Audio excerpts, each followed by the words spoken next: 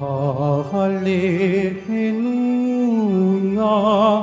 Hallelujah, Hallelujah, Hallelujah.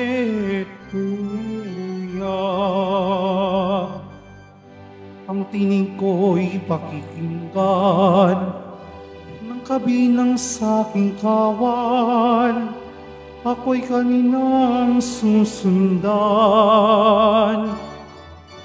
Hallelujah, Hallelujah, Hallelujah, Hallelujah.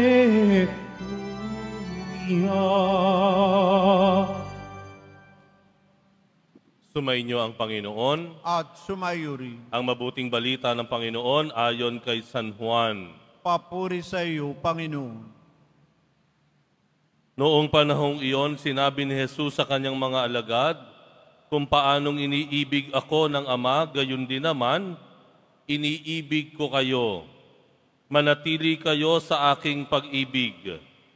Kung tinutupad ninyo ang aking mga utos, mananatili kayo sa aking pag-ibig, tulad ko, tinutupad ko ang mga utos ng aking Ama, at ako'y nananatili sa kanyang pag-ibig. Sinasabi ko sa inyo ang mga bagay na ito upang makahati kayo sa kagalakan ko at malubos ang inyong kagalakan. Ang mabuting balita ng Panginoon. Pinupuri ka namin, Panginoong Hesukristo. Maupo po tayo. Totoo po ba na ngayon, sa mga panahon na ngayon, ay umiiksi yung ating ugnayan? Doon na lamang po sa mga magsing-irog, ayan, sa magkasintahan, hindi na taon ang binibilang, hindi na anniversary lang ang binibilang ngayon, o medyo may katagalan na po, ang binibilang na ay buwan. Kaya ang ipinagdiriwang ngayon ay mansary. Mansary. Buwan na lang kasi minsan yung iba na tumatagal ang kanilang relationship. Ang tanong ko sa sarili ko, magkakaroon kaya ng panahon na magkakaroon na rin ng weeksary? Yung linggo na lang ang binibilang para magtagal yung ugnayan. O baka naman, dumating yung panahon, meron na ring daysary. Ano na lang, araw na lang ang binibilang. Totoo ba yon? Na ang ugnayan ng tao ngayon masyadong maraming puwersa, elemento na sumusubok sa mga ugnayan, kung kaya't paiksi ng paiksi daw yung relationship ngayon. Kaya minsan po may sumikat na kanta. Alam niyo ba yung kanta ni TJ Monterde? Yung kantang Palagi. Sino po nakakaalam ng kantang Palagi? Ito po ay sumikat, no? Kung hindi niyo po alam to, ibig sabihin hindi na kayo bata. Pag alam niyo to, be proud to say, I'm still young. Siguro kakantahin ng choir natin to, no? Yung koro lang. Sabihin ko lang po sa inyo yung lyrics, ano? Ang sabi dun sa lyrics, hindi man araw-araw na nakangiti, ilang beses na rin tayong humihindi. Di na mabilang ang ating mga tampuhan, away bati natin, di na namamalayan. No? Talagang napaka-vulnerable o unpredictable ang relationship. Kaya maganda yung chorus nito, di ba? Hindi talaga ako kumakanta, pero sabayan nyo ako, no? Ang sabi dun sa koro, heto tayo.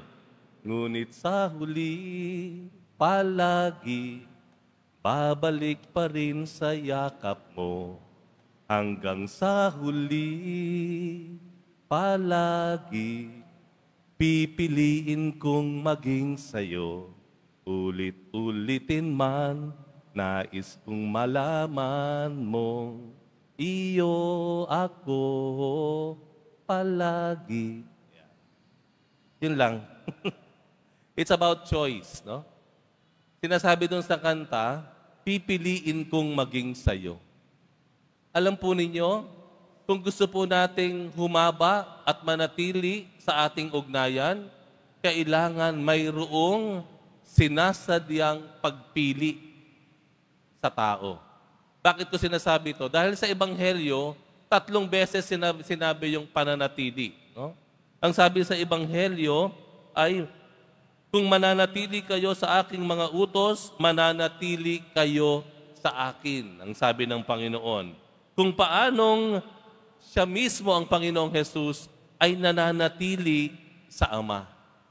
So it's not one time, big time, ika nga. Yung ating relationship sa Panginoon, yung ugnayan natin sa Panginoon, hindi lang isang beses, one time, big time. Oy, Biyernes Santo, damang-dama ko yung pag-ibig ko sa Diyos. Hay na hay ka. Pagkatapos ng Semana Santa, lumipas ang 1 buwan, 2 buwan, wala na. Nawala na yung alab ng iyong pagmamahal sa Diyos. Nawala na yung gana mong magsimba. Nawala na agad yung iyong kinasanayang magdasal kada umaga. Ang ugnayan natin sa Diyos, hindi lang one time, big time. Hindi seasonal. Hindi panapanahon, weather lang. Kailangan ito ay araw-araw na pagpili sa Diyos. Dahil gusto natin itong manatili, hindi umiksi, kung hindi manatili. Ang araw-araw na pagpili sa Diyos. Yung bang pipiliin mong magdasal kaysa halimbawa manood o pumunta sa iyong social media, mag-Facebook. Yung bang pipiliin mo pag-araw ng linggo, unahin mo ang magsimba kasama ang iyong pamilya bago pa kayo mamasyal o kayo ay pumunta kung saan-saan. Yung bang pipiliin mo na makinig muna at baka maunawaan mo kaysa unahin mo yung galit mo o sigawan mo. Yung bang mananatili ka munang manahimik ba kaysa ikaw ay magsasalita. Yung bang pipiliin mo muna na gumawa ng tama at maging tapat kaysa manloko o magsinungaling. Yung mga panahon na ganyan, mga pagkakataon na yan, yan ay ilan sa pamamaraan na ang ating pagpili sa Diyos. Una sa lahat, pagpili. Ikalawa, kung gusto nating manatili sa ating ugnayan sa Diyos, kailangan tayong magpakumbaba. Magpakumbaba. Hindi ba yan ang dahilan kung bakit si Lucifer, si Satanas na dating anghel ng Diyos, ay napawalay, na siya ay pinatapon sa impyerno? Dahil naging mayabang siya. Naging palalo. Pag tayo ay magiging mayabang sa Panginoon, hindi natin kayang manatili sa kanyang ugnayan. Kapag sinabi natin sa Panginoon, Lord, nagdasal ako, marami kong ginawang sakripisyo, nag-donate ako, naglaan ako ng sarili, itanaya ako sarili ko, bakit hindi mo ako pinagbigyan? Diyan ang magsisimula na unti-unti lumalayo na ang loob mo sa Diyos, na tila parang nagre-rebelde ka na. Na para bang yung paghinga mo ay hindi utang sa Kanya. Yung para bang yung isang araw mo galing kung kani-kanino at hindi sa Diyos. Magpakumbaba tayo. Pagpili sa Diyos, pagpapakumbaba, at pangatlo at huli, para manatili ang ugnayan natin sa Diyos, tayo ay magsisi. To say sorry. Lord, sorry po. Patawad po. Nagkamali po ako. Na ating kilalanin, aminin na tayo nagkamali. Nagkulang. Nandaya. Na tayo ay naging suwail. Na tayo ay sumalungat sa Diyos. Na tayo ay nanakit sa kapwa. Pagsasabi ng sorry. Paghingi ng kapatawaran. At ito nga sa Quiapo, nakita niya, may nakasindi ng ilaw doon. Yan ang pinto, yung mga confessional nating tinatawag o kumpisalan, yan po ay mga pintuan ng paghingi ng kapatawaran. Yan ay pintuan ng pagpapakumbaba. Kapag pumasok kayo dyan sa confessional na iyan, sinasabi nyo, okay, ay nagpapakumbaba sa harapan ng Diyos. Panatilihin po natin ang ugnayan sa Diyos. Huwag po tayo maging seasonal o pang weather-weather lang na mga mananampalataya o deboto ng ating mahal na poong Jesus Nazareno. tatlong bagay po ang pinapaalala ng Diyos sa atin para panitilihin. Una, piliin natin ang Diyos, pagpakumbaba, at tayo ay humingi ng kapatawaran.